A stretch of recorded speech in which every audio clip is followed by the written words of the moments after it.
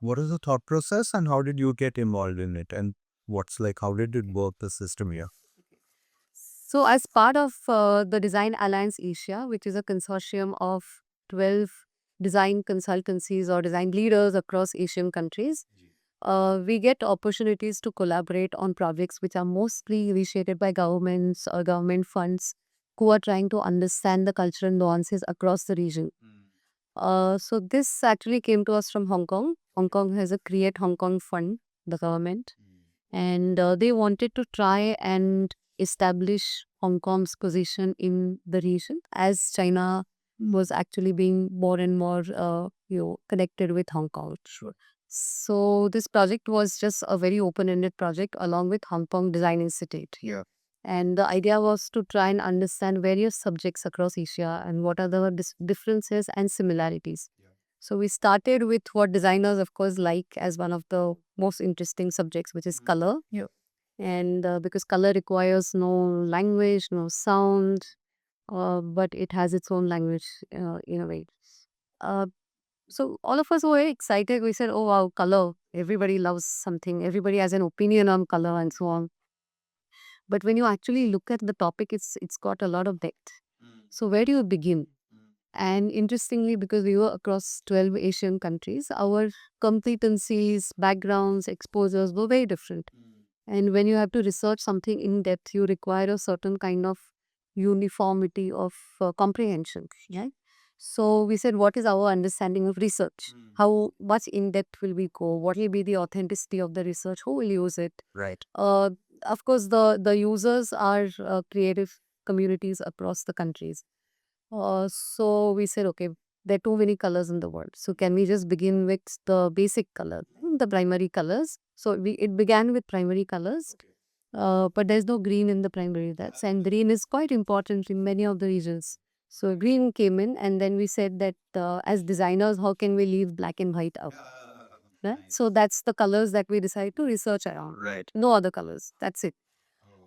And then what do we? Green, black and white. Yes. For that. Then we said, what do we research around? Because color is not just by itself, it is onto something, right? It is either in foods, in textiles, in architecture, in rituals. There's so many rituals around Asia which have a specific color means something, right? So how do we do that? So then we divided into topics across all these.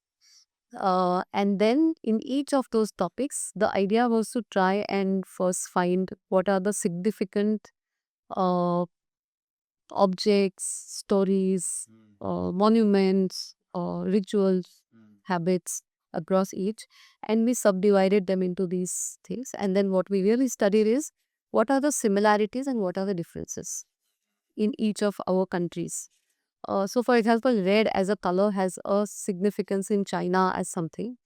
Or is it the same significance in India? Like, for example, we were looking across rituals.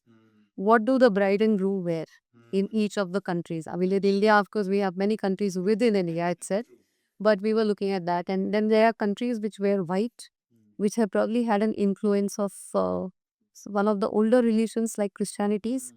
But then there are reds, and red means certain things in certain regions.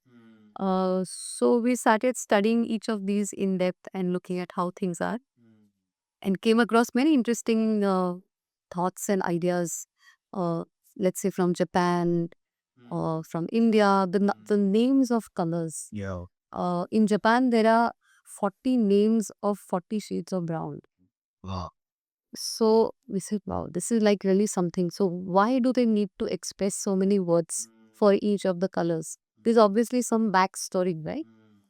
Because you want something expressed because it means something different each time. G. So each stroke is different, each tint is different. So what is that? So we started getting into the depths of those, and that's really what culminated into the research papers, book. We had an exhibition which ran at the institute for 6 months Institute in at the Hong Kong Design Institute. And this was which year? This was in 2013. Okay. Right. Right. And the book culminated when? Because you said you took 10 years to do this. Year, to this. start. Okay. This happened over 10 years ago. That came out in 2014. Right. And yeah. Right. And if you can tell us a little bit about the Design Alliance Asia, because I see there are almost 14 countries involved in this year, yeah, Yes. including India. So yeah, it's a growing thing. So Design Alliance Asia is actually a consortium that was started by a Malaysian designer called William Harrell Wong. What happened is he was a part of one of the world design organizations. Okay. Called ICOGRADA. All right, of course. And he was a vice president, in fact, in one of the late 90s. And that was also the Great Depression time across many Asian countries. And what he realized is that many of the Asian countries did not have a tradition of design education. So most of the designers in these countries studied in across Europe or US. And they came back and started practicing design the way it is done there. Sure. So what was happening is we were sort of losing out on any cultural nuance in design. And everybody was either looking like a Basel Swiss School of Design or American School of Design, and all the design looked like that. We were completely losing the cultural context. So as he was Aiko Bradal vice president, he was seeing all this happening in the region.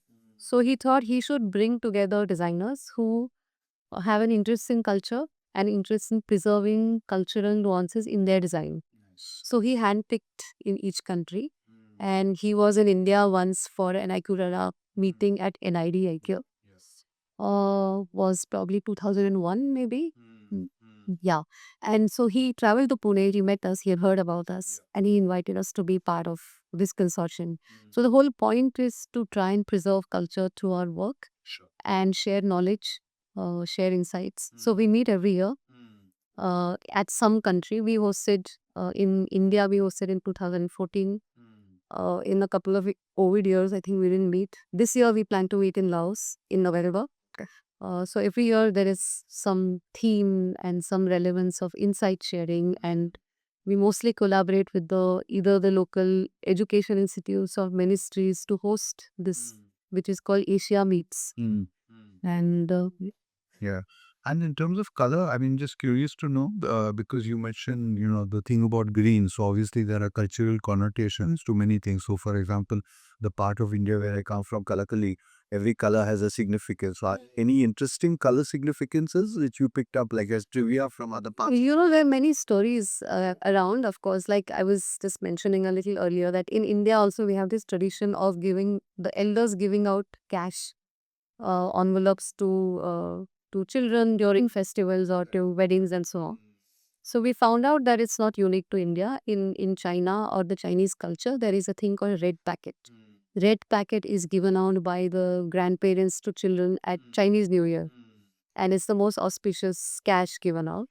And exactly similar in Indonesia, there is the green packets during the Hari Raya festival, which is exactly the same thing. Sure. People exchange cash. Very similar things across. There is another very interesting thing we found in Indonesia. There are many stories, but just one. That when there is a death in the family, they put a yellow flag outside. And we're like, where did this come from? Where would it have come from? And then we realized as we went deeper, you have to ask the question, why or how dozen times till you get the story, that they were colonized by the Dutch. And if a Dutch ship was landing in Indonesia and if there was a dead person on the ship, they would put a yellow flag. So from the shore, they could understand that they have to make preparations to receive the dead. And that suddenly became a local tradition. Correct. And every house that had a dead started putting yellow flags. So very, very interesting. Like if you go through the book, you'll find many such stories. Correct. And the book is also interesting, no? It's bilingual. You have English and Mandarin, yeah. And the thought process for that was what?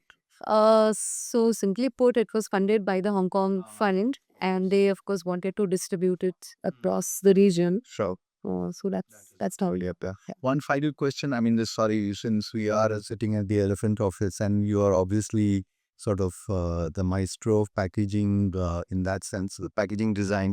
So in terms of color connotations, what is it that you pick up when you get engaged, work like this, you're, interacting and interfacing? Because obviously there's a packaging language which is trying to emerge and evolve in India. Color is at the center of it. And so are there any things that you are, I mean, I'm sure there's in 100,000 forums you've been asked this, because you mentioned something interesting that religion does something. Then obviously, as in the case of China, the political party there in the color red in terms of communism, then the Indonesian case red. So color significances in the packaging landscape, how and to what extent have we arrived at something like a common color in, that space? I mean, we are so diverse in India, but I'll tell you an interesting example we found at that time. Okay. So this is a few years ago, right? And that's the time that Vietnam was still coming out of their whatever uh, backstories they had, and it was mandatory in Vietnam to do all the packaging, FMCG packaging, in the red and yellow color of the flag. So everything that came out of to Vietnam had those colors. And I mean, I just went to Vietnam last year and I still see the remnants of that, though it's no more mandatory. Of course, yeah. But if you see a package in exact those red and yellow, you know it's come from Vietnam. So I mean, that was by mandate. That I don't think was by design.